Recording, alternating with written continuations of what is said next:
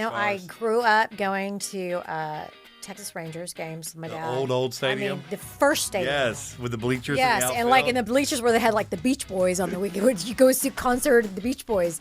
So I grew up going to that stadium. But just the way that town lifts that team up, and it was great. So when the Packers are playing, I do cheer for them, but I'm still a Cowboys fan. But that individual that's already traumatized because they have dealing with a mental illness, then go straight into jail is just we're just compounding and everything. So what can we do better on the front end? I'm just a believer on what can we do better on the front end, and the most important thing is just get the conversation. Have you or someone you know had your life turned upside down because of your past? Of course I have. Everyone does background checks now, which makes it hard to bounce back. What do you believe? I believe your background shouldn't hold you back. It should pay you back. This podcast will inspire you, motivate you, and inform you with everything you need to rise above your past and not be afraid to say, go ahead, check my background. My name is Jay Dan Gum, and this is Background Check. You already know. Let's go. You can check my background. I'm a forgiven felon, so tell them that I won't back down. No. You can bet I won't live in regret. It's time to earn some respect. You are tuning in to Background Check.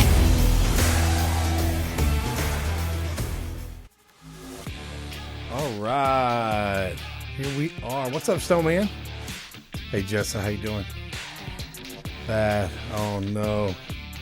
Welcome to Background Check, everybody, where we believe your background shouldn't hold you back. It should pay you back. Brought to you by Forgiven Felons, helping people with the past. Yeah, that's your future. All right. Back. Jessa, we're going to miss the way back. But again, like I said last week, we got a new sponsor coming. And Snowman.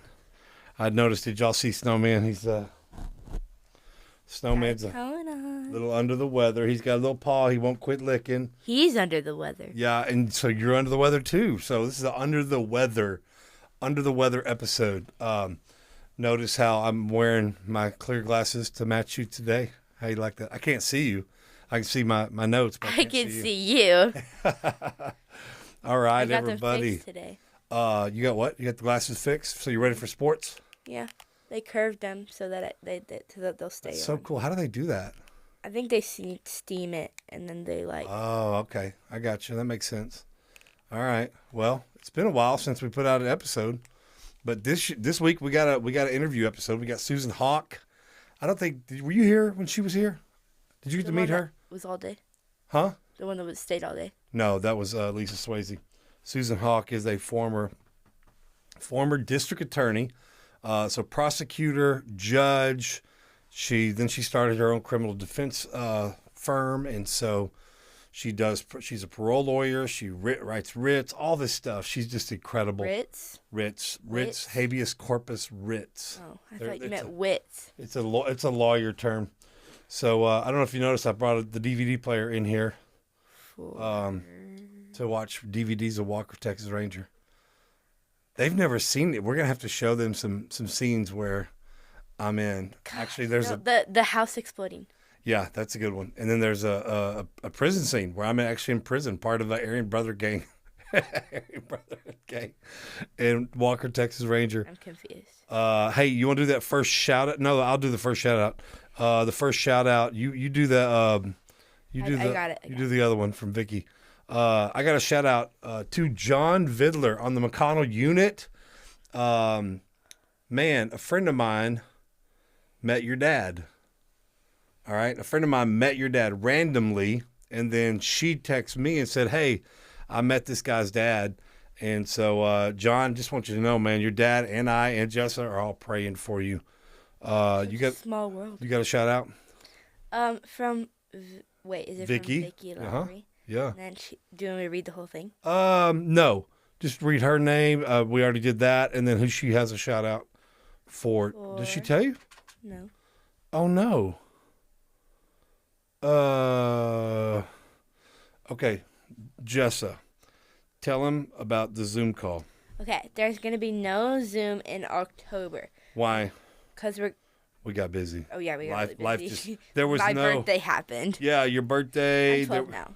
There was just no time. No time. I mean, Thursdays are the only night we can do them anymore. And yeah. And it just got to the point where we didn't have any Thursdays in October left. So, but we got November 21st coming up. Tell them about it. We'll do next week. We'll do next 1 week before Thanksgiving. Oh, the next time we will do it is 1 week before Thanksgiving, with Thanksgiving shout-outs on November 21st, 6:30 p.m. Central Time. We're going to start earlier. You know why? See? I said Central Time. Yes, you did. Because we go Good job. Because we what? Because we go long. We go long, man. It takes a long time. Last time, I have the record right here. We're going to do some special things for this Thanksgiving episode of Zoom Call. No, Sorry. You're not going anywhere. Our record. Okay, I'll let you out. All right, he wants out. Guess what? Yeah. We almost tripled our record.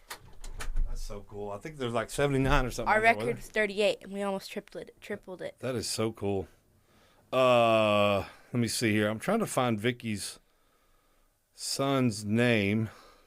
Backwoods. That's your nickname. So she didn't tell me your name. So yeah, he's at the Northeast Correctional Center. We've been there, but he just got there, so he didn't see us. You get it now? Backwoods. So. Oh, I thought that was like a place. Backwoods is his. Backwoods at the Northeast Correctional Center. I love you, son. Keep praying. So that's pretty cool. All right. And then let's see what else we got. The Zoom call. Now, listen, the Zoom call, I put this on the end of every episode about the Zoom call. Please don't have your loved one message me through Facebook or TikTok or, listen, I hardly ever see those notifications, those messages. I don't have the notifications turned on. So, because he gets so many. So the likelihood of me seeing those messages are very slim. So have your loved ones go to Facebook. If they know how to message me on Facebook, they know how to follow us on Facebook. Following us on Facebook is the best way to know when the Zoom call is and get the link. All right. I cannot be held responsible if your mom, dad, uncle, sister, whoever messages me and then we don't see it. Okay. We have too many other ways to get a hold of us, to get the information. So please just tell them to follow Jay Dan Gum on Facebook or follow Forgiven Felons on Facebook, or what are the other ones we're on. Or like you said, you put it on every episode, so you can just go on YouTube. Right. YouTube, our YouTube channel. That's good. Or Pando. Yes. Or they can watch Pando out here. And then TikTok, and then LinkedIn. I put it on all of our social media platforms. We do it 2 days before, and then we do it the day of is the link. All right? So make sure that, and like I said, this isn't going to be the typical Zoom call. It's going to be a different one, little Thanksgiving special.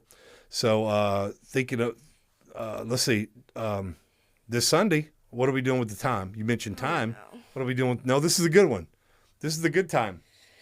It is. Yeah, this is the fall back, now spring forward. The last one was It's so funny because on forward. Sundays, it's crazy because all the kids are so tired. I know. And it's so hard. Yeah, and so, but this is the good one. There's the spring forward. That's where we lose an hour. And then this is the fall back where we gain an hour. We get to stay up later on Saturday night. Okay, so y'all don't forget to do that. Late Saturday night, set your clock backwards. Remember that time we were late for school because we didn't change our alarm clock? I remember. Hey, so you're a little under the weather. How come? What's going on? My ankle hurts. Your ankle hurts, and you're a little sick. I have a really bad cough. Yeah. And I have a headache, and my throat feels really small. So this was like 3:30 Wednesday. So y'all will see this. Most of y'all will see it Wednesday night. But even if you see it on Thursday and Friday, I have a headache. Continue praying because she's still. And guys, we have one resident at the house, Justin Jackson. Man, he has migraines like crazy. They had to take him to the ER last night. So y'all pray for him. He has migraines once every month or two, and they're pretty bad. Let's see. I just wanted to give you an update on the house. We got a notification from the boarding home department that we had to go from 8 guys down to 5. And that was about a week and a half ago. And that was a gut punch and a stab in the back at the same time, because the boarding home department at City of Dallas, Jessa, told us that we had to register, or they were going to tell TDC to shut us down.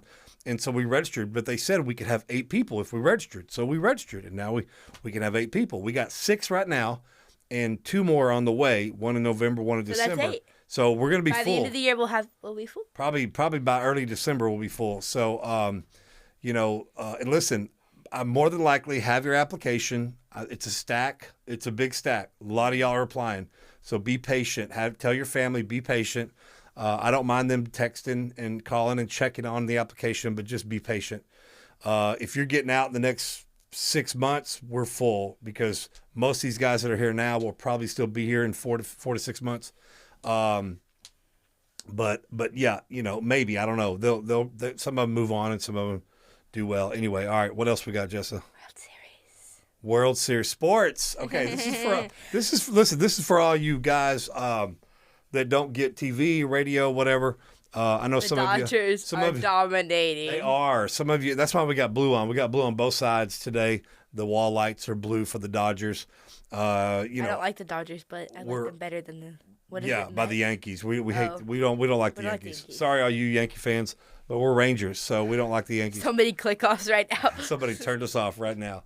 Playoff baseball. It's been fun to watch.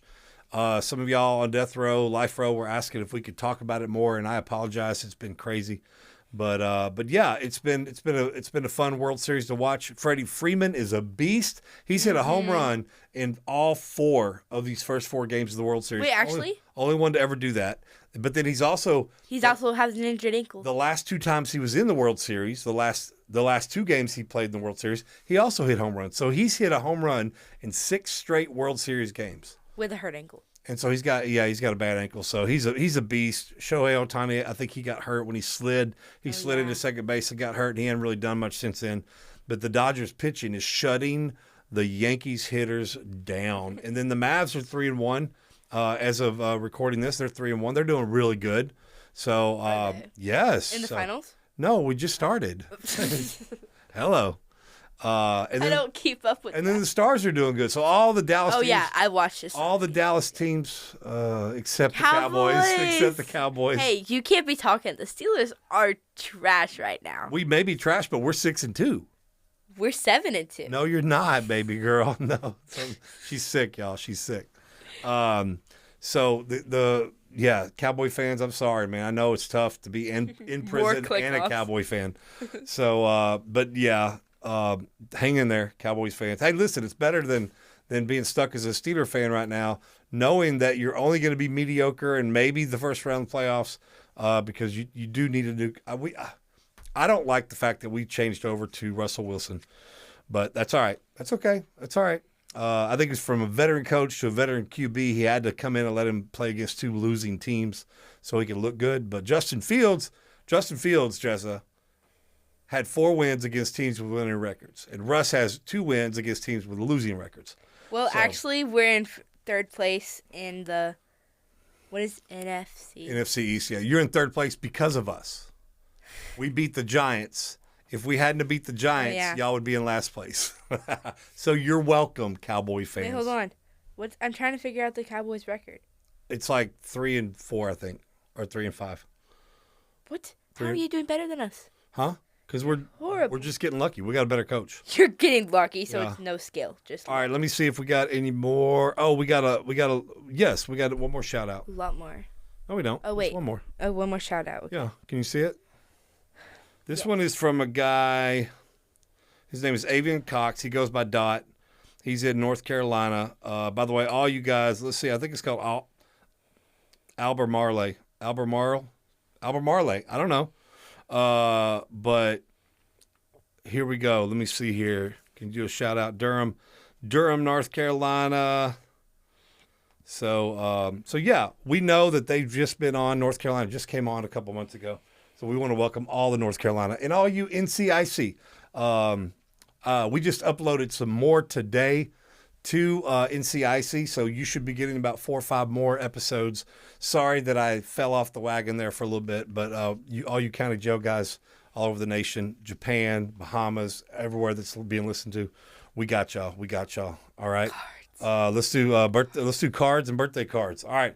Man, this is incredible. I mean, we got some good ones. I'm so famous. First of all, the board, Jessa, it's a great idea. Listen, I know some of y'all aren't able to get 12 by 12, and that's fine. We're doing well. So what you're going to help us make us do, or force us to do, is to paint these. When we take these off, we got to paint these. So we'll do that.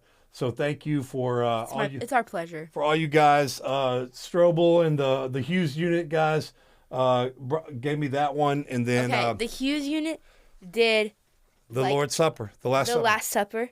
And every guy in the Hughes unit. Well, I don't know there's every guy in the Hughes unit. They just said, yeah. So it's either a whole dorm or a faith-based dorm or a pod or something. We don't really know.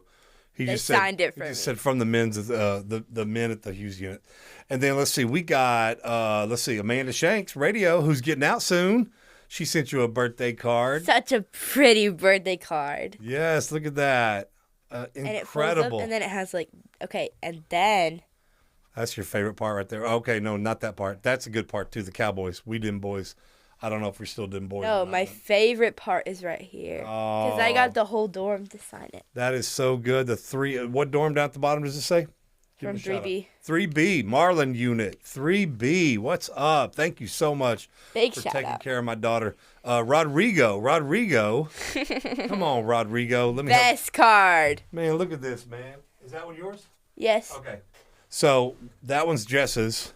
They're so cute. It's a really neat card. They fold up like this. And then you pull the middle, and it pops out like this. Oh my gosh. He has stuff everywhere. Everywhere inside that card. And they're little hanging things. Thank you so much, Rodrigo, man. That's incredible. And he made one for Gemma too. But we're not going to show it. He didn't want Gemma to be left out. No, you can leave it. And then Daniel. Let's see, Daniel. Daniel sent Jessa a birthday card, but he made Gemma one too because she didn't. All you guys, listen. Don't forget Jessa on Gemma's birthday. When it's Gemma's birthday, make sure you write one for Jessa. Or you just don't have to write one for Gemma's birthday. She's never on. Y'all don't even know her birthday. Okay, these are some really nice cards. These are pretty cool. These are pretty cool. These are so cool. That's really good. You got Jessa's the Cowboys. She loves the Cowboys, and then Gemma's got the horses. Gemma's likes the horseback riding. So, yeah, that's pretty awesome. Thank you guys. Thank you everybody that has been sending in stuff. And listen, again, if you want to, your unit, the wall back here is really was supposed to represent the idea that Jessa had was for each square to represent a unit. So if you want to represent your unit, if you have a 12 by 12 square piece, or anything that you want to represent your unit on this wall, send it in. Send it in. Like the Newport Grimes unit. Yeah. They did a bunch of things. Like they did the cotton and everything. Yeah. So it's pretty cool. It was pretty cool, the Grimes unit. So I think that's all we got, Jessa, right? Missing. Huh? Look. What?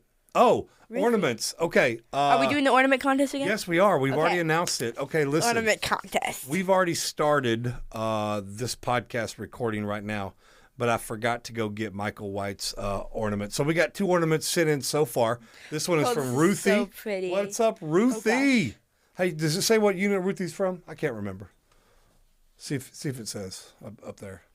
Mm-hmm. Maybe the Lane Murray. I don't know. Here? Oh, this isn't it. No, that's not it. But anyway, Ruthie, thank you for the ornament. And she wrote a little. Remember the ornament contest coming up. We're going to actually have a Christmas tree right there where the football Lane Murray is. She's on Lane Murray. Mm-hmm. We're going to have a Christmas tree right there. Maybe even where that chair is. I don't know. Because we don't really have any interviews coming up soon because we've already recorded 10. So I don't really have any more coming up. So we may just put a Christmas tree there and start hanging all the ornaments on there. In October, we'll put up a tree. Yeah, hey, I'm putting up Christmas lights right now. Oh, you're right. Yeah, and make sure, hey guys, when you get out, try to get a hold of me right now. I'm doing Christmas lights and trying to do the podcast and lessons with the lights. And you know what? Adam, who just got out about a month ago, is working with me until he gets his full-time job. So he's doing some lights, and so he said that he loved listening to the lessons from the lights or watching them last year. So he did a house with me, and it was a new house, and so I let him put all the bulbs in. Oh, like we did on top of the roof? Yes. And so I don't know what you mean by that, but I let him put the new bulbs in for a new house. So he puts them on, and I didn't tell him how to do anything. I just said put the bulbs in the sockets. So he puts them in, and then we're over there, and we plug them in, and none of them light up. They don't light up.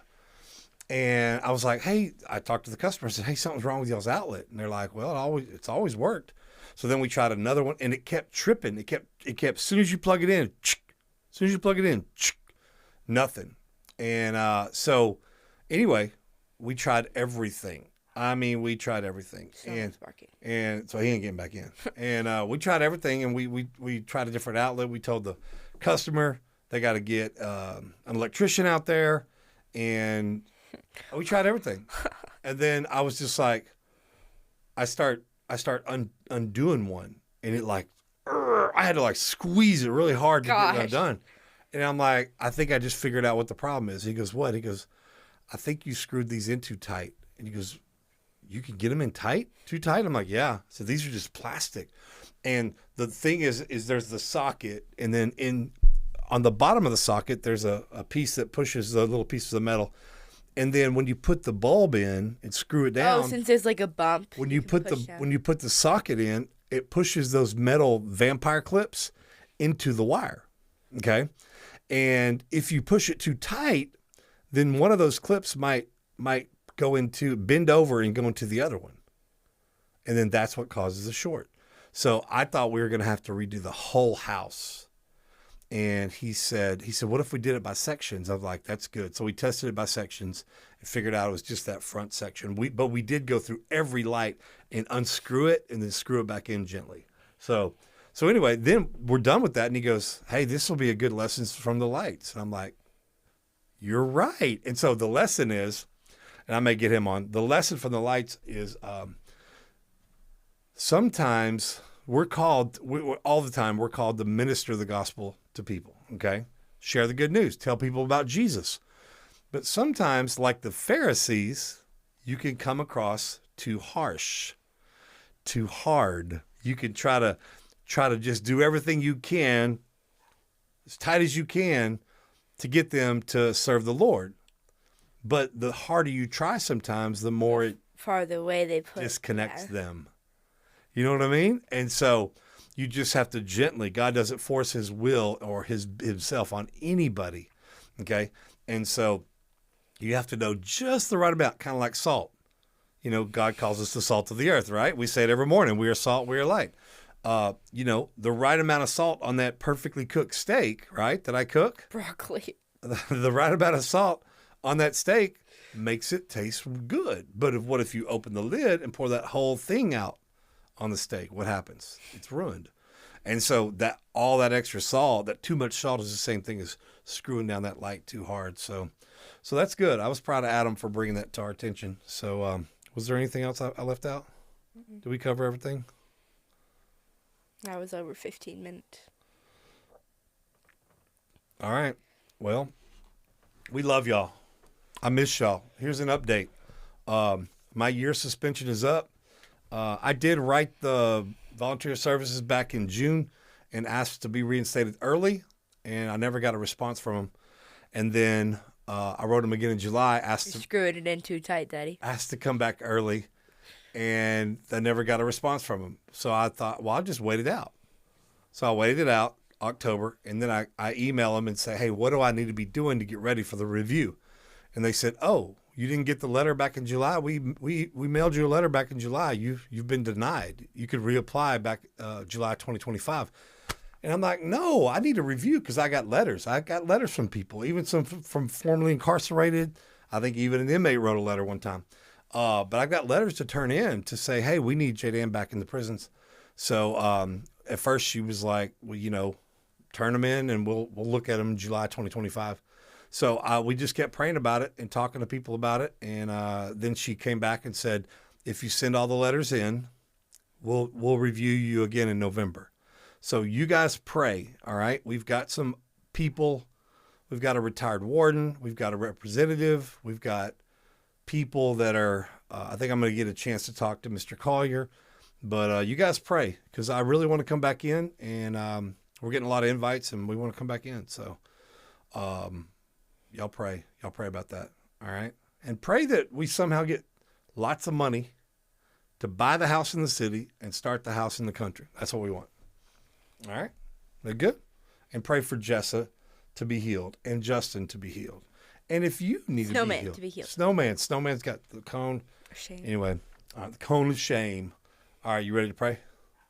All right, let's pray. Father, thank you for this platform. Thank you so much for our guest, Susan Hawk, Lord. Thank you that she, with her amazing past, Lord, that and her background, she can come and be a criminal defense attorney and a parole lawyer and have a unique perspective on helping the inmates, to be prepared for release and to get released, Lord. Thank you for this interview, Lord. Thank you for Jessa. We ask you to touch Jessa and Justin, Lord. They're both feeling sick in their body. Lord, we just ask you right now to touch anybody that's listening, watching this, Lord. We ask you to touch them right now, no matter when they watch it. Even if they watch this episode 2 months down the road, Lord, if they're feeling some way in their body that's not right, we ask you to touch their body right now. Lord, we thank you for people that are up for parole. We ask you to give them parole. Let them make parole, Lord. We ask you to be with families who haven't seen each other for a long time. Open a door so that they can come see somebody, Lord. We thank you, Lord. We love you. We give you praise and glory. We give it all to you, Lord. In Jesus' name we pray. Amen. All right. Don't let your background hold you back. Make it pay you back. All right. Y'all enjoy the interview and have a great week. Hey, everybody, welcome to Background Check Podcast, where we believe your background shouldn't hold you back. It should pay you back. And today's guest is the most incredible person that I've had on the show in a long time. So she was introduced to me by Damon West. So he's been on the show before too. So he's up there with her, as far as incredibleness. So without further ado, I would like to introduce Susan Hawk. How you doing? I'm great. How are you? Welcome to the show. I am so glad to be here. When Damon connected us, I already knew your name. Yes. Because I've been a part of the Dallas landscape for a long time. I've seen your election signs everywhere. Yes. Over the years. And I mean, because I've been a part of the criminal justice system for a long time. Since I've been out 18 plus years, I've been on the right side of it, but I'm still interested in the criminal justice system. And, so I've been a part of, so I know all the judges, I know all the DAs, I know them all. I've gotten the pleasure of meeting a lot of them. Sure. I have a friend named David Wells who's works for the Cowboys, and he seems to know a lot of the Dallas County judges. Yeah. I don't know if you know who he is. Yeah, of course. You know David Wells? Yeah. Okay. Me and him are going to the Dallas Pittsburgh game in Yes. Pittsburgh. So anyway, people have already seen you on Tank Nation. Yes. All right? The rest of the nation they don't know who you are yet, and that's fine. You're gonna love Susan Hawk. But Texas has already seen you on Tank Nation, and so I love Tank. We've been on Tank Nation before too, so I love Rami. He is a smart guy. Oh my gosh! And he can throw some questions at you quickly, and but I really enjoyed it, and it was one of the best experiences I've had. Okay, so before we get into like who you are and what you do, talk about that, because I mean we'll just highlight it. You were a judge, you were a DA. And now you went back into prison. What was that like? Well, I actually first was a prosecutor. Okay. So I came straight out of law school in the 90s, and I was a prosecutor from 95 to 2001 with the Dallas County District Attorney's Office. And then I was elected judge in 2002. So I was a district court judge, criminal court judge for 10 years.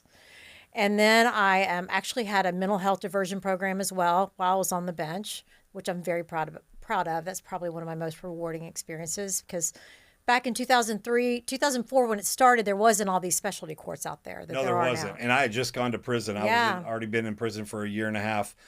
So when we heard about all these starting, I was like, where were these whenever, because I was DWI. Yeah. So I could have used a diversion court. And John Crezeau, of course, he's a legend, and he had started the drug court, which was first and foremost, it's just a model for the country. Yeah. And then I jumped at an opportunity to do a mental health and substance abuse, co-occurring disorders for high-risk probationers that were high risk to reoffend, and to bring them into our program that we created. And I presided over that. The name of the program was Atlas, and it was aside from my regular gig as a judge.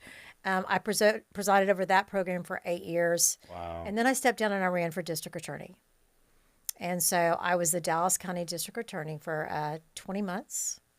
And for my own personal reasons, and it was very public, I suffer from severe mental health as far as depression, anxiety, and I had, at that point, had to take care of myself and make the very big, hard decision to resign and step down and do that. Yeah. And so I took about 5 years off, and then I came back and I decided, what am I good at? What do I want to do? I didn't think I'd ever practice law again. I didn't even know if I'd ever leave my house again, if you want to know the truth, at the point that I was at. And I thought, practice, criminal defense and criminal law is what I love.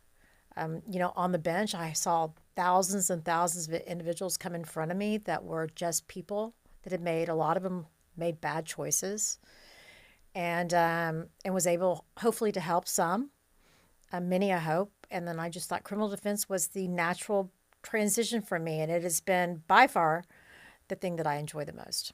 So, okay, how hard was it going from being a DA, prosecutor, to now you're defending the people that you not hard at all, because here's my belief. I mean, the criminal justice system, our job is to seek justice as a prosecutor, right? Our job as a judge is to follow the law and not legislate from the bench. So that's what I did. So my job as a criminal defense attorney is to make sure someone's rights are protected and that the law was followed when they were charged with the crime, that their constitutional rights were not violated. And, if they had committed the crime, then what is all the mitigating and what is all the information that we need to know to make sure that if they are going to plea to a case, because we know 98% of the cases plea out, which, to me, I take issue with that. Me too. Because that is, we know, anyway, I digress. But what is all the information? And this is the first thing I think now as a criminal defense attorney. If I was on the bench as the judge or if I was the prosecutor, what is all the information that I would want to know in order to give this individual the best chance? Wow. So that's the way I approach it. And I, and having my own personal struggles. Yeah. I think you want to have a criminal defense attorney that's kind of, been through something. Been through it and gotten out. Okay, so I want to ask a few questions based on what you've already said. Number one, did all of the anxiety and everything you mentioned, did that come about just because of you working in our system? No, I think that it is something that I had suffered from most of my life. Okay. And I found a way to kind of mask it by just going full speed ahead. I also found that when you help other people, then you're able to not help yourself. Right. And when you put all that focus on helping other people, you can leave all that other stuff and not really deal with it. And I didn't even realize that. This kind of these things were happening and I didn't realize. Yeah. And also, I mean, I mentioned as being a prosecutor, I was a child abuse prosecutor actually for 5.5 years, seeing, a lot of them, the worst of the worst. But I was able to evaluate a case. I mean, I did not always assume everyone's guilty. You have to prove the case beyond a reasonable doubt. That was my job as a prosecutor. My job was to seek justice. My job was not to seek a conviction. And so, but there were cases that needed to be tried, and there were sentences that were heavy that needed to be given. But there were also other cases that need to be evaluated in a different way. So I think there's a lot of, when we're police officers and first responders and defense attorneys and everybody who is involved in the criminal justice system, correction officers, you name it, we do carry secondary trauma that we're now talking about that no one really did before. And we don't even realize it until it manifests itself in some other physical way that can really bring it down. Wow. Yeah. So you mentioned, some things about like there's some cases that need to be evaluated more. We were talking earlier. Yes. And you mentioned that Texas leads in exonerations. It's very progressive in exoneration. Yeah. Yes. So my question is, because I have some exoneree friends. Yeah. And some of them have tried to reach out to their former DA to try to say, hey, at any point, did you see the wrong that was happening here? And, think in your mind, maybe I'm doing the wrong thing. Maybe this case is, Richard Miles. I don't know if you know who Richard Miles is. He's Miles one. Act. Yeah. Yes. So I read his book. Yeah. So he met with his prosecutor and And he said he's a great guy, but the answer that he got was just, I made a decision based on what was brought to me. So all the coerced interviews that came out, that, you know, all the stuff that was wrong with the case, the things that happened, he says, that's not my fault. That was stuff that when it was brought to me, I have to assume that it's fact, and I have to assume that it's this and that and the other.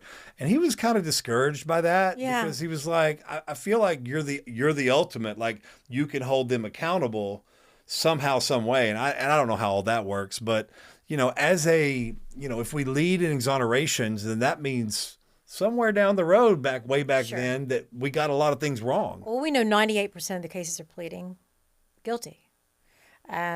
And so, you know, when I get a case now as a criminal defense attorney, the last thing I'm thinking about is pleading my client guilty. Yeah. I'm thinking about, okay, first and foremost, we always want a dismissal or a no bill, but sometimes it is the right thing to do as well, because there are things that can go wrong and things can happen if you go to a jury, and you got to lay all these things out because it's a gamble, unfortunately.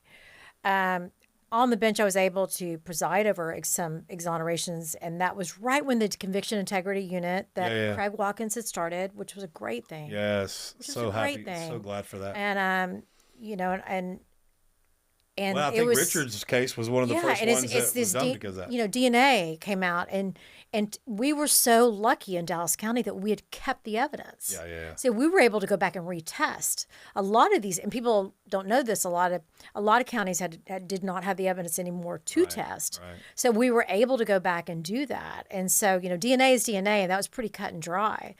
But we also know that, and then, you know, actual innocence. So I had several cases come in front of me where I was able to preside over those cases and just, I mean, you know, offer an apology to these folks that had spent 30 years in prison. And the one thing that was amazing to me about the exonerations that I met is that they were not, the majority, they were not bitter. They were not angry. Right. Yeah, you're right. They were grateful, and they were great. They were good human beings that had been terribly wronged, but were still so grateful and gracious for the most part. And that was it was a beautiful thing to see. Oh, absolutely. And, you know, I think it's a God thing, too. I mean, you could feel that. And the attorneys that represented them, I know a lot of them well, and they're such good lawyers, and they dedicated their life to you know, doing these things to. Do you think that we make it too hard to undo a wrong? Because somebody can be wrongfully convicted just by one coerced false testimony. Yeah. And they're easily put away because of that. Yeah. But then they have to jump through so many hoops and spend, sometimes if they don't have an innocence project working for them, have to spend so much money. And some people run out of money and they give up. You know. And do we make it? Why do I know we make it hard. I know it's hard, and I know nobody likes to admit that they got it wrong. Whether you're a government entity or whatever, or an individual, you don't want to admit. It's hard to admit that you got it wrong. Mm-hmm.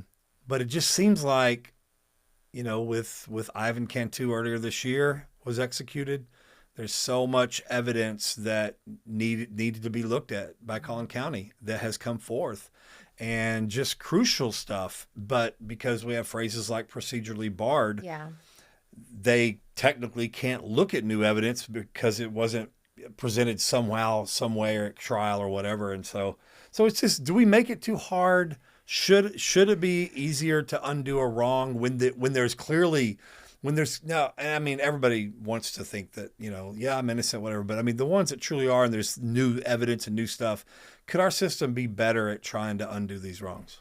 I think we're trying. I mean, you know, that's a hard question to give an answer yes or no, because there's reasons why those things are in place.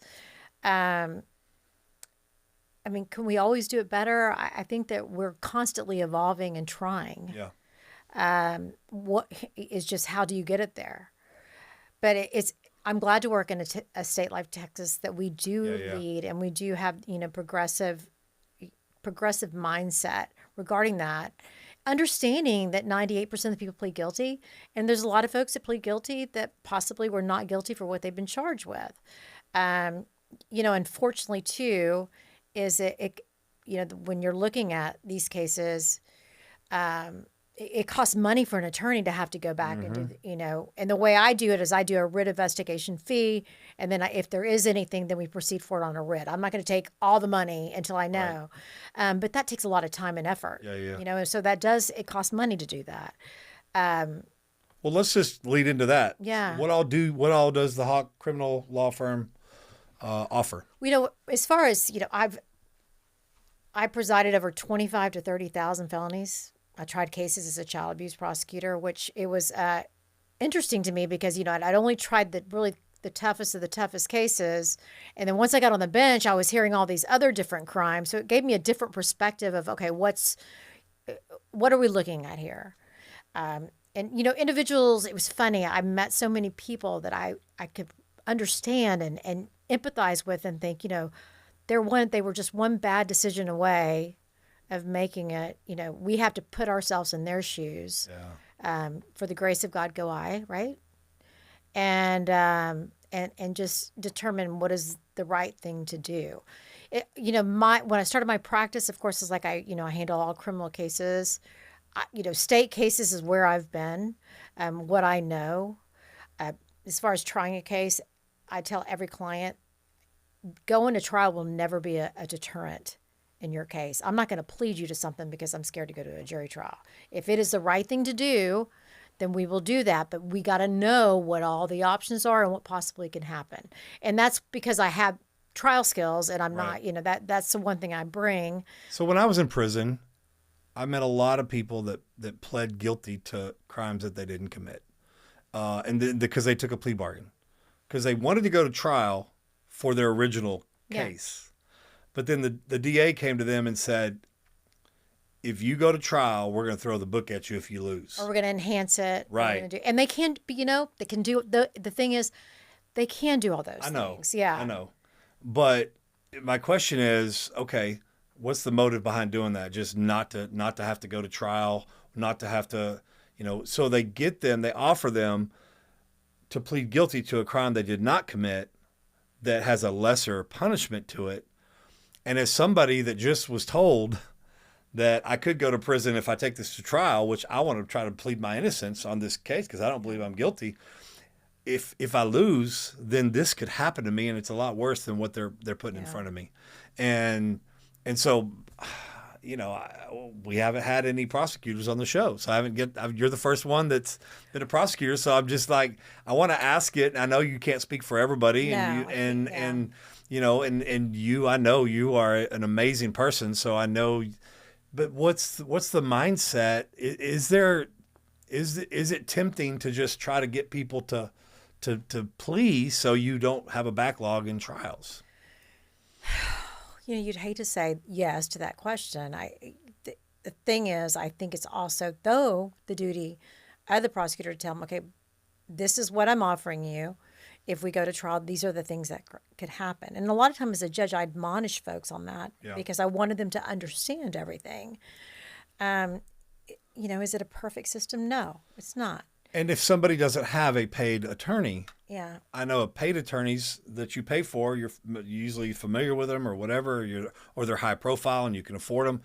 They're gonna fight. They're gonna fight differently than a court appointed attorney. I'm gonna have to stop you there. I know a court appointed attorney is still a lawyer, and they're still held to do the same work and all that. I get that, but there does seem to be a difference between some of the efforts put in eventually, whether and just in regards to whether going to trial or not. Yeah.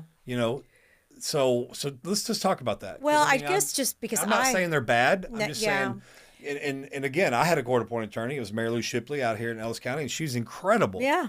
She's incredible. She explained the difference to me between what everybody has to, you got in Ellis County, I don't know about Dallas, but everybody had to do a rotation on the pro bono side and be a court-appointed attorney. She said, but we're real attorneys. They're still really good attorneys. Yeah. And she was. She literally got me off of my 4th DWI, and I went and celebrated by getting my 5th DWI that night. And she came to me and she's like, you made me investigate your 4th one. I didn't believe you. And I got you off this 4th one. And now that's how you repay me. And so I know they're real lawyers and I know but why does it seem like sometimes they're, And I think it's a stigma that's attached to the whole system there, because I had really great public defenders that were really good trial lawyers, as good as some of the best you can hire. I had really good court-appointed attorneys. I mean, we were able to select those and through a wheel process. So I kind of take issue sometimes with that. But I also know we're dealing with thousands of cases that are coming through. In Dallas County, thousands of cases. We tried a lot of cases in my court. I don't know what they do now, because it's been a minute since I've been, on the bench. And and COVID changed a lot of things. Yeah, COVID changed things. We were in trial all the time, and so my court stats show that, and so so it was never. But I guess what I'm trying to say, though, what was important to me starting my practice is because of all the lawyers that I was able to see on the bench try great cases, both sides. And because I was a good trial lawyer when I was a prosecutor, that was something that was going to be really important to me if a client came. And I said, look, if you're not guilty and the evidence shows that you're not guilty, if the evidence shows that you have not proved this case beyond a reasonable doubt, guilty or not guilty, that's not...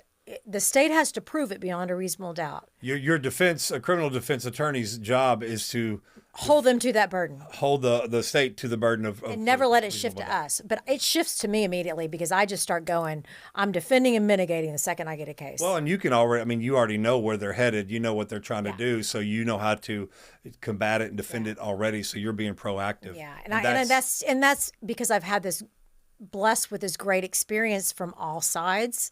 So that's why when you asked about being a criminal defense attorney, is like, this is the most natural,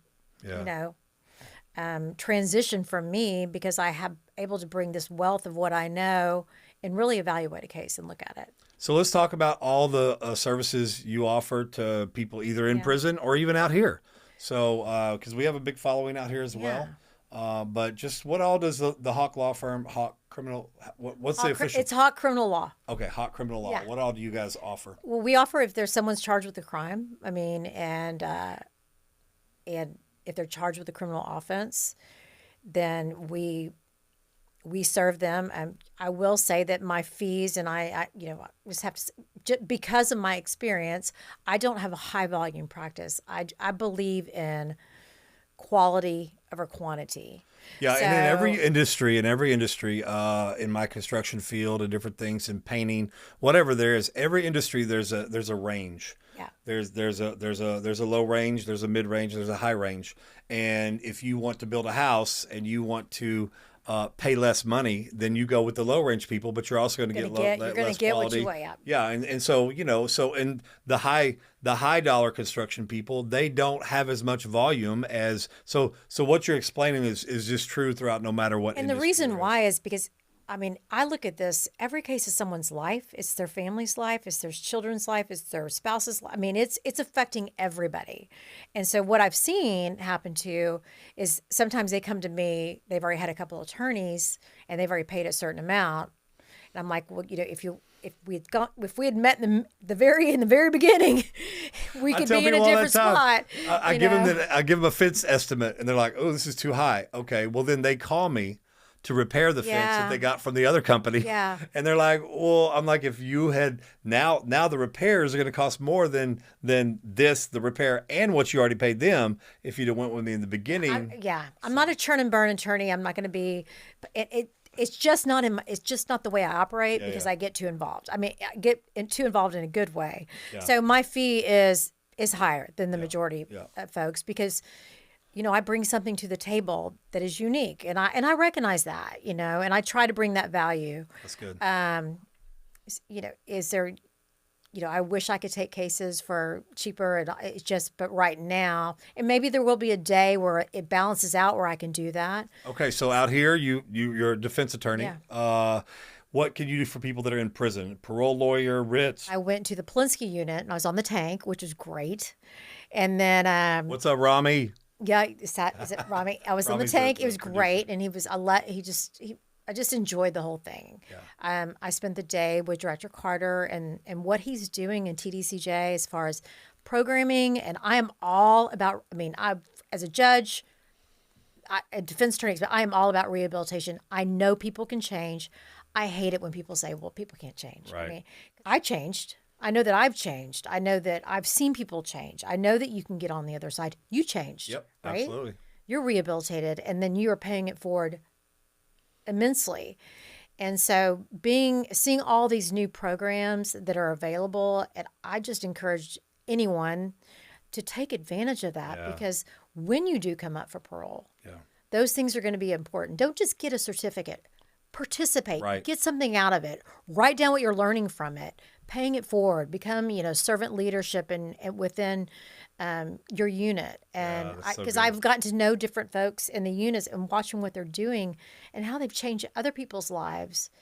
And they're serving a life sentence, or they're serving a very long sentence, and they're turning around and helping others. So when I was in prison, I got 5 years for my 4th and 5th DWI. They ran them CC. Ended up doing 3, altogether. And they wouldn't let me take any school because I had a short sentence. Yeah. There were no faith-based dorms back in 20 years ago, 21 years ago. There was hardly anything. Wyndham School District was pretty much the only thing. Now they had a college. They had I don't know if it was Lee College back then, but they had a college, but they wouldn't let guys like us take them because we had short time. They would only let you. So, and even now, like with programs like PEP and Bridges to Life and all these great programs, they're still limited on who can get in those classes and who can get in those things. But back then, I knew spiritually I was already making big changes in my life in that short 3 years. But I wanted to do something else. Yeah. And so I took a computer class. I can't remember the name of it. They called it computer information systems, whatever. Yeah. So I just signed up for it because I wanted to be in a classroom and they would let me because it was Wyndham School District. It was on that unit. Yeah. So they let me. So I got it. And when I got in the classroom, they're like, okay, we're going to learn how to type. I'm like, oh, great. I don't know how to type. I wish I could take that class because I've tried to learn how to type, but I still can't. So I'm sitting there, and my first test I took, I had 13 words a minute, which is not very good. Not very good. That's like this. Yeah. But then I learned all the right keys, where to put my hands on the. And now, I haven't tested in a long time, but the last time I tested, by the time I got out, I took that class for 4 months. Yeah. And I didn't even graduate. So I couldn't even say I was taking it just to show parole. Yeah. Because they'd already denied me parole twice, took my short way away. I don't know if you know what that means. They took I'm learning all the lingo. The short way is a date they feel like you've done enough of your time. Yeah. As long as you're good, you can go. They can take that away from you though. Yeah. They took my short way away. But then as I'm taking this class, 4 months into the class, they give it back to me. And so, but I learned how to type. Now I type, newsletters. I'm writing a book. I'm doing. Yeah. And if I hadn't done that while I was and like I said, there wasn't much offered to me. Yeah. But I took what was offered. So wherever unit you're on, wherever you are, whatever they have, do something. Offer. Yeah. And I think that's also talking about parole and transitioning into practicing this because, there's how many, 135,000 inmates in Texas? Yep. And, a lot of these folks are going to get paroled out. So, and if you can get it done the right way the first time, if you're doing all these things you need to do, and I said, don't, as far as don't just take the class, participate, show what you've learned from it, pay it forward, and let the wardens see that, let the people that are working. I say and to me, when I talk to anybody who wants to hire me, it's like, it is important to me that you are respectful to the COs, to the people that work there.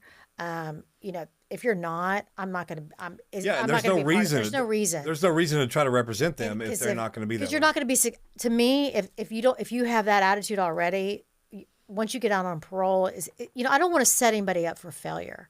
So I'm very bossy on what I tell them. I think maybe some people could say I was bossy on the bench, or I'm bossy with my clients, but I'm bossy with love because I want them, these are the things that I'm expecting you to do. Yeah, that's good. And it is everything that you can, we're going to get as many letters as we can. Let's just not stop with this. Let's show that you have a place to live. Let's show that it's going to be for an extended period of time and what you're going to do during that time period. There's things that you can do when you present these packets that the way I'm approaching it is, like I said, I'm just going right back to what would I want to know if I was the judge? And I had to make that decision all the time. Am I going to give this somebody probation, or am I going to give them 20 years? I mean, the range of punishment in Texas, as we know, is, first degree, 99 years of life. A lot of people are eligible for probation.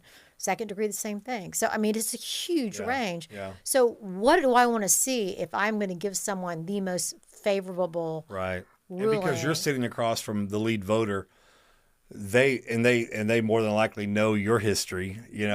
They know what they're looking for. And so if you're looking for it and you see it in this client, then more than likely they're going to be able to see it too when you present it to them. Yeah. And I think it's just a very advantageous for someone to hire someone in your position, where you've been, the road you've been down. You understand going through some stuff. You understand the criminal justice system. You understand, like you said, what they're looking for, and you're also able to weed it out from the beginning to see. Who's kind of, can I say, or when someone's legit. I mean, really, really trying to change himself and rehabilitate. I can tell a difference on that. Yeah, that's good. And I don't want to waste my time or their time or take their. I mean, I want to help people that want to help themselves. I want to help people that want to go out and reconnect with their families, get back to their community, and not just be warehoused in the penitentiary. That's not. We're not doing anybody any good. And so you're not for everybody. You're not here to sit and say we're for everybody. We're taking everybody. We're the right firm for everybody. You're not saying that. So they're not for. She's not for everybody. This firm is not for everybody. So we're not going to talk about fees because they're going to either have their family call you and find out the fees. Doing this so long, I can weed through it pretty quickly when I know when someone's really wanting. Yeah. To try, and I'm not going to take someone's family's money, right, and waste that. And that's so great to hear you say that. Because I'm just not. I can't. There are some that will just, you got a 20-year sentence, and this is your first parole, and you haven't taken any classes, and this, that, and the other. Sure, we'll take your money. Yeah, I'm not going to do that. So I'm probably not the attorney for them, but I can tell them that they will. And this is the one thing I do add. And I have someone who's great that works with me as well. Her name is Stacy. So if you reach out, you're going to hear from her. Then she's going to look to me. So you get responses. You're never saying I never heard from you will always know what's happening with your case because we have it set up that way where you're able to get status updates and your family knows and we talk to them and we get to know them. I mean, the best advice I got the first week I got on the bench was from Justice Lana Meyer, who was a judge then. And she looked at me and she goes, you have to approach this job like we are all in this together. And that's so good. I took that to heart. I mean, it just is because we are. And someone asked me once that I'd been on the bench 5 or 6 years, how are you just not so jaded and just so, I was like, I'm the opposite actually. Because people that come in front of me, I look at them and I think, if I had been born in a different circumstance, or I made one decision a different way, I could, we have to look at it that way instead of, you're bad. You're it's. And when you look at it that way, I think it just shows maturity because, when you look at people and you understand possibly what they had to grow up in and around, whether it's abuse, physical, sexual, whether it's drugs and alcohol, whatever it is. And even though you've seen some people rise out of that and not have that as an excuse and still go on to the right thing, it's very hard to do that. Yeah. So a lot of people, because they don't get the help that they need and learn how to resolve that trauma that happened to them, it carries over into their adult life and triggers decisions that are not healthy. We lead, I think that's the one thing I say that we lead with, hot criminal law, is empathy. But at the same time, things are going to be expected of you. Yes. We're just not going to be the fine line between being a bleeding heart and an effective advocate is where I'm trying to be right there at the same time, because me just telling you what you want to hear, it's not going to get you anywhere. I'm going to tell you what you need to do. Right. I believe you need to do. Yeah. I'm not always right. I'm a human. I make mistakes. But these are the things that I think that are important. And I just want my client to be successful. Yes, yes. I just want them to be able to get out and not get back in. Right. That's so good. And just shut the revolving door of let's just in and out, in and out, in and out. And that's what I saw when I first got on the bench in the early 2000s. Right. things have changed because there wasn't those specialty courts, and that's why I jumped at the opportunity to do it, because I was just seeing the same people come in front of me 180 days, 2 years. Then they have these pen trips. Then they pick up another charge, and then they're enhanced to 25 to life. And it's like, somewhere along the way, we could have inserted some kind of rehabilitative program that could have changed his trajectory. And I think that is happening now. Yeah. And You're right. I got to tell you, I've had clients, and I've gone to work with prosecutors, especially Dallas County, and they've been fantastically fair. Yeah. So it's been wonderful to see. So I think things are absolutely changing, but you just have to, make sure you have someone who's advocating for you the right way. Yes, that and you got to make sure they're doing their part too, because like I tell people, when people write in and say, "Hey, you've had a couple of parole lawyers on the show, and we know some others that you haven't had on the show, but that are great, Mark Morales and other people." Yeah, absolutely. Who do you recommend? And I'm like, well, before I recommend somebody, I'm going to tell you right now what a parole lawyer's job to do is not to make you look good. Yeah. In front of that lead voter. The parole lawyer's job is to present evidence, what facts you're already done doing and what you've done. Yes. So if you haven't done anything to help your own case, then a parole lawyer is not going to be able to help you. Yeah. But if you've stayed out of trouble, if you're going to school, if you're doing the right thing, then it's absolutely beneficial to you to have a parole lawyer come alongside and help you present all your good doing to, now that, for you not to do anything, and then you want them to just come in and paint a pretty picture of you, to a person that's never seen you or maybe them, that's a hard job to and trying to relitigate your case again. That's not going to, I think it's important, especially, because we know people that are guilty of what they've been charged with and have true remorse for what's happened and do whatever those necessary things are that they offer to show that, I think is really important.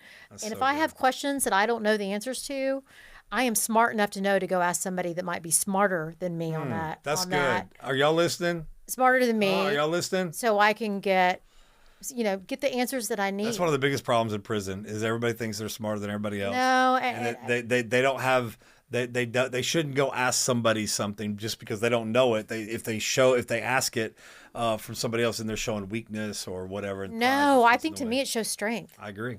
As far as it, talking about post-conviction risk, I know some of the smartest lawyers that do that. And so if I don't know the answer, I'm going to ask questions. So good.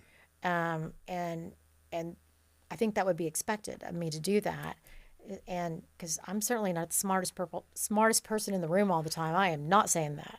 Well, and John Maxwell is one of my favorite mentors. Yeah. He always says, if you're the smartest person in the room, you're in the wrong room. You're in the wrong room. Because you're not learning anything. Yeah. You're in the wrong room. And so he said he purposely tries to put himself in rooms where he knows he's not the smartest. Oh, because that way he can learn. Yeah. I think it's a sign of strength. And I've learned, starting my own practice too, because lawyers are not usually business people. Right. So you're like starting a practice is starting a business. And I'm like, okay, wait, I got to bring someone who knows that because I don't.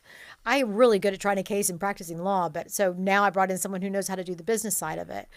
And, fortunately, we have to charge fees. We have to make money to keep going and do really good work. Okay, so how long have you lived in this area all your life? But I'm a one-town girl pretty much. I was born in Dallas, raised in Arlington, Texas. What high school did you go to? I went to Lamar High School, okay. And then I graduated in 1988. I went to Texas Tech. I graduated. Then I came back in 1992. Texas Tech, that's Red Get Raiders. your guns up, Red Raiders, absolutely. And then I came back and I went to a new law school that was called Texas Wesleyan at the time, which is now Texas A&M. Yep. And it was brand new because I couldn't get into law school anywhere else, so I was able to get into the brand new one, which I got a great education and I passed the bar the first time. And nice. But it's interesting because one of my very first classes was criminal law, and at that point I was like, I'm going to be a prosecutor. And this was the 90s. Things were, law and order, tough on crime. Things Everybody, were different. Republicans and Democrats, even from a just federal standpoint, were passing crime bills. It was absolutely different. And I knew that's what I wanted to do. So I interned there most of my time in law school. and John Vance was the DA, and I remember he said to me, this was 1994, he said, if you pass the bar, you got a job. If you don't, you don't. And I mean, that was my only option. I wasn't going into big law, or I wasn't doing anything. I was either passing the bar and working at the DA's office, or not passing the bar and. Okay, so we're the same age, although you look way younger than I, because I graduated in 1988 as well. So I'm 53. Okay. So I'm 54. Yeah. So we're right there.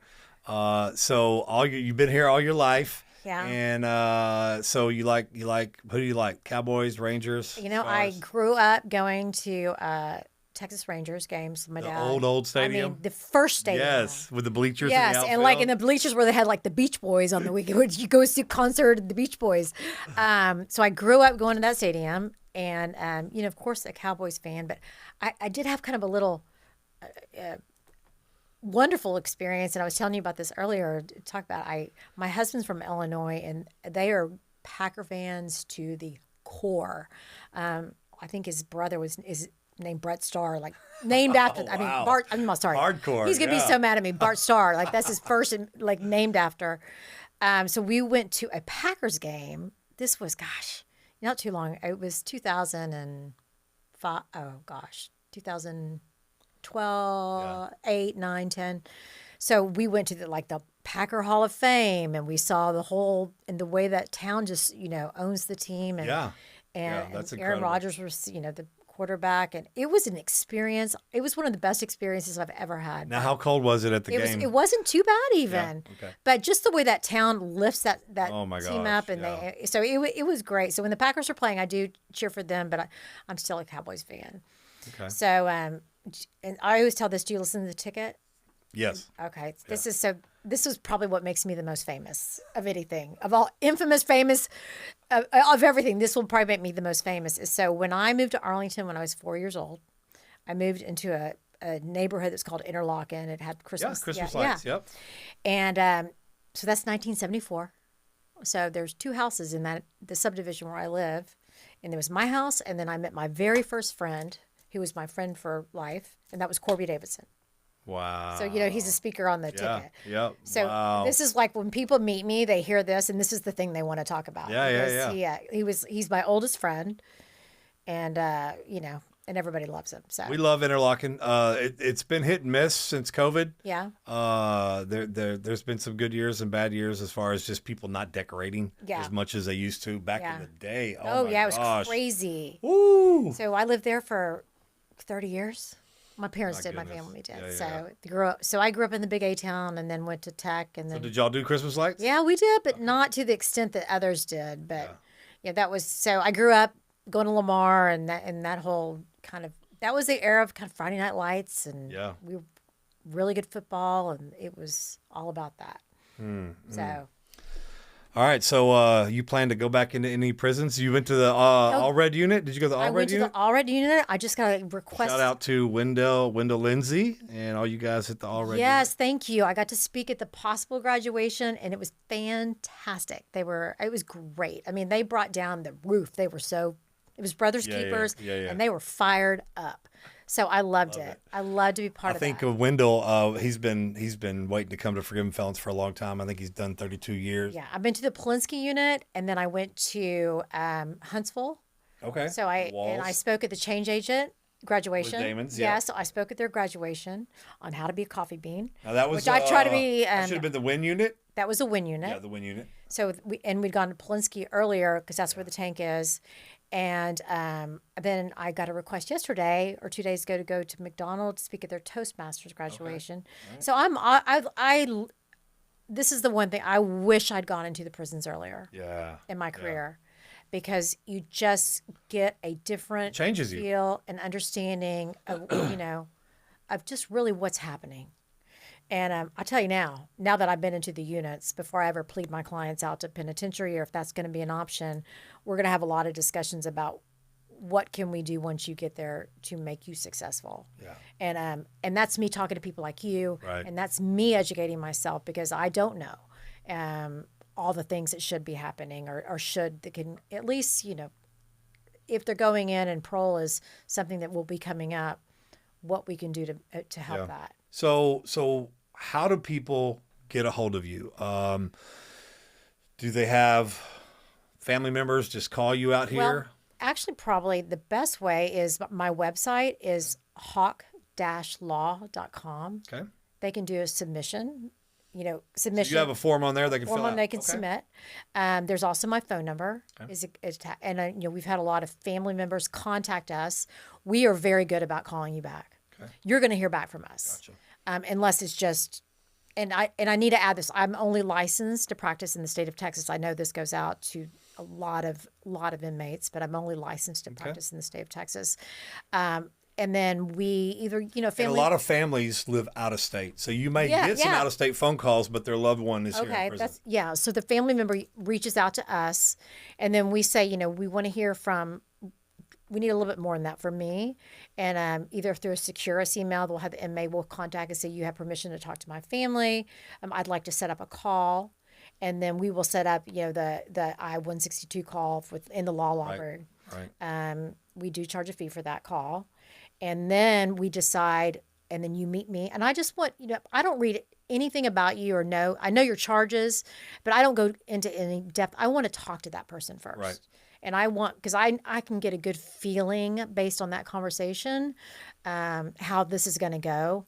So I don't have any preconceived notions going into that call. So I've done this long enough where I feel like I can do that. Sometimes, and you spent most of your career face to face, in person, talking to and hearing from people. So that just makes sense that's the best. That's the best. And then approach. set up that call, and then from there, if they decide to hire me for the investigative fee, then we talk about that, and then we just start digging in. So let's make sure we understand the investigative fee is just a fee you charge to do research. It's not you taking the case. It's to see if you want to take the case, right? It's to see if there is a case, if we can file a writ.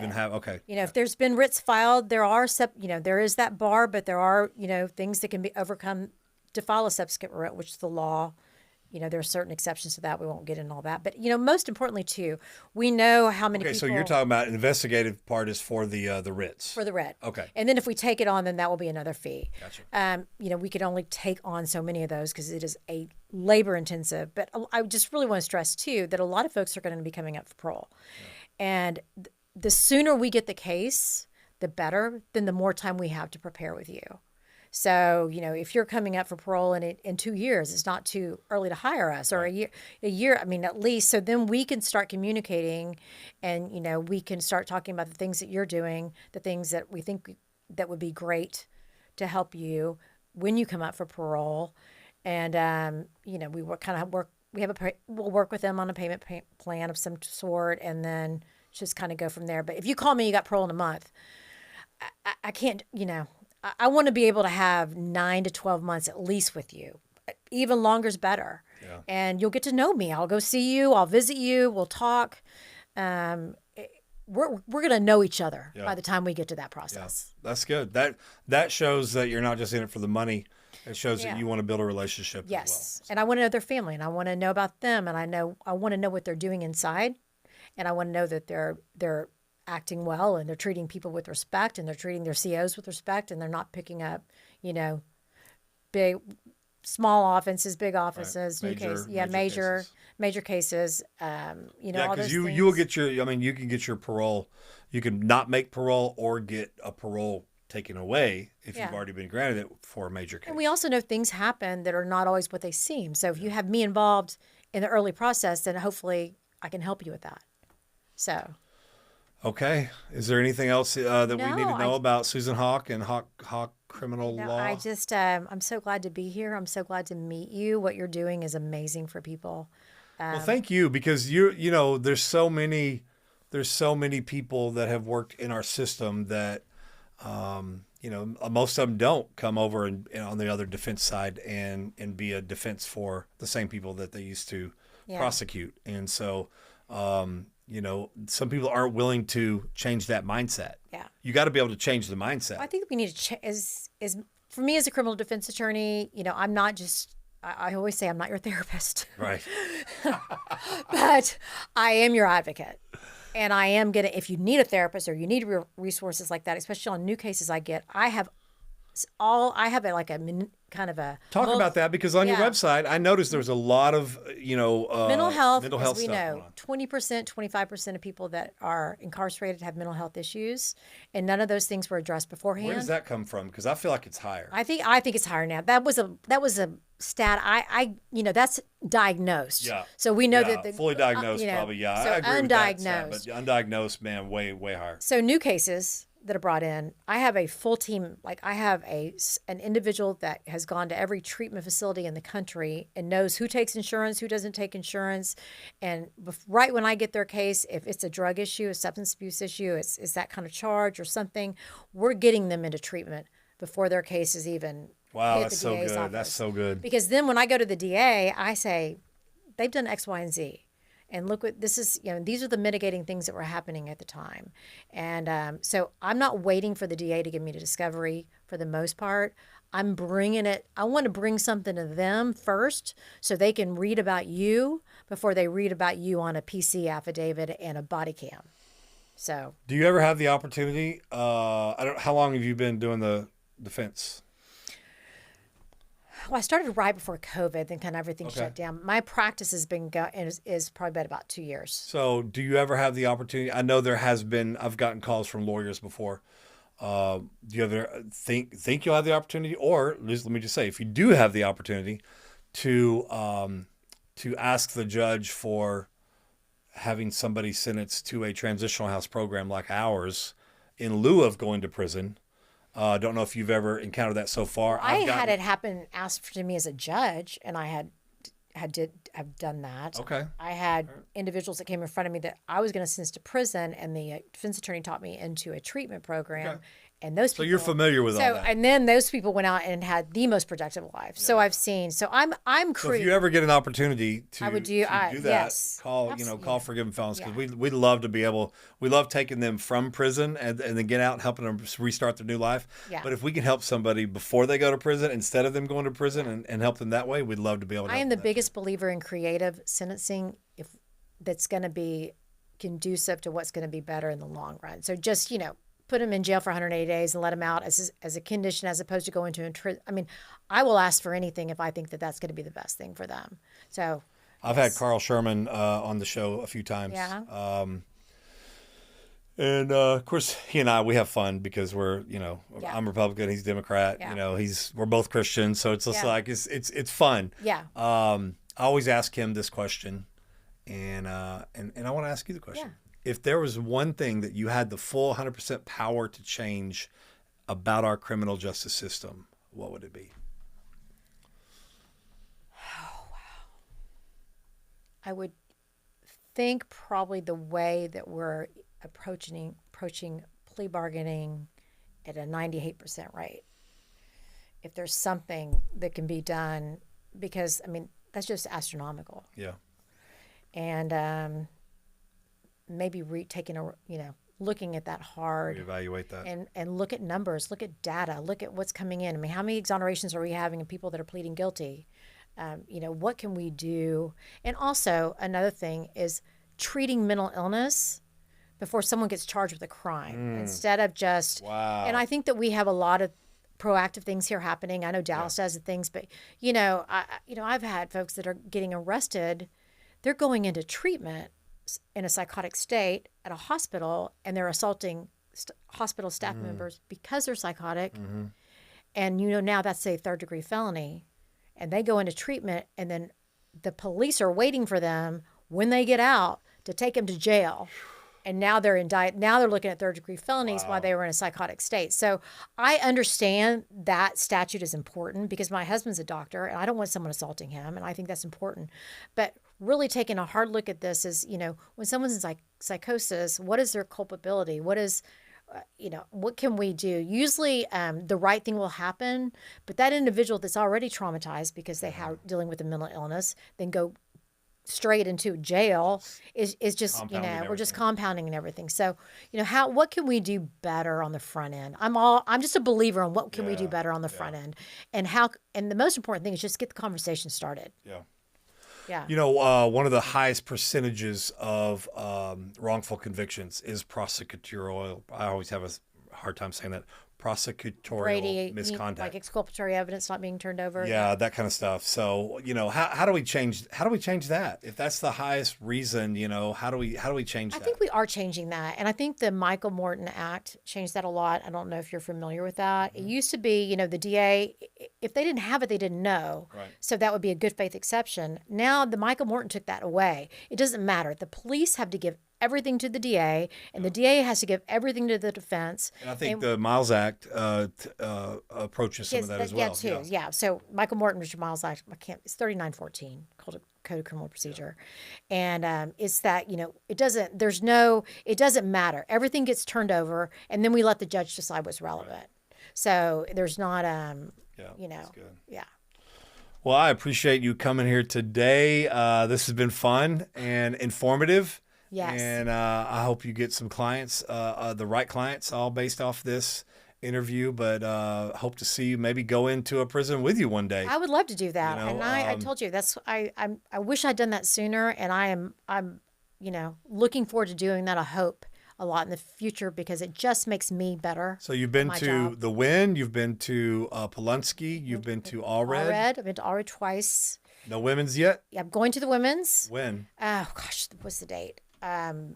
September, late September, going into the women's unit. Which one? Do you know? I'm not sure. Okay. It's with Director Carter as well. Okay. And then hopefully McDonald's, if I go speak at one of their graduations and all these different programs, they have graduations. Yep. And so that gives me an opportunity if one of them want me to come speak, that I'm all in for that. Because like I said, I walk away out of that unit a better lawyer. Yeah, that's so good. And a better person. Yeah. And you've met a lot of new people, good people. Just good people. Yeah. Good people who may have made a bad decision at some point in their life. So. Yeah. Well, thank you. Thank you so much. I am so glad to be here.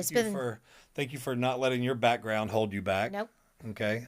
Because you had some tough times in your background. Yeah, mine was very public. It was in the media. It was very but I say this because it made me such a better person. Yeah. Because I get knocked down still now. I mean, I have bad days. But I just know if I can hang on, I will get to the other side of it.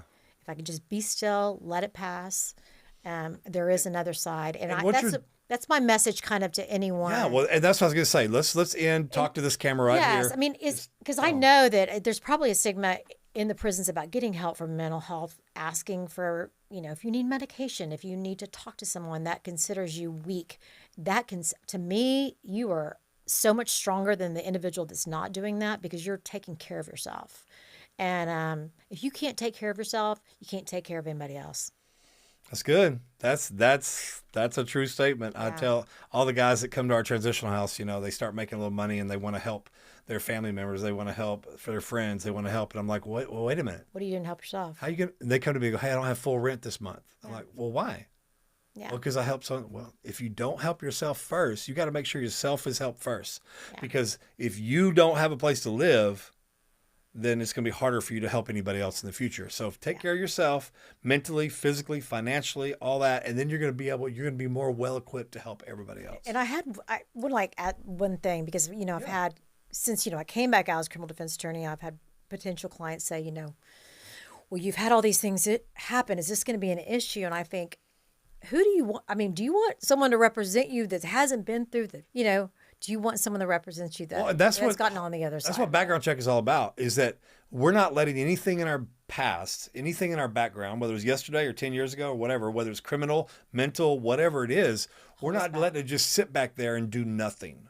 We're going to use it to leverage our future. Yeah. And what you've done is you've taken the experience you went through, and now you're coming at criminal defense attorney in a whole different way, from a mental health perspective. Yeah. And so in that sense, you're letting your background pay you back. Yeah. So I think it's great. I think it's great what you're doing. Thank you for letting us dig into your background. That's okay. And it's been fun. It's just been an honor to meet you, and what you're doing is amazing. You are truly paying it forward. And I just, I'm so, I admire that so much. Thank you very much. Yeah. All right. We'll see y'all next week. Bye.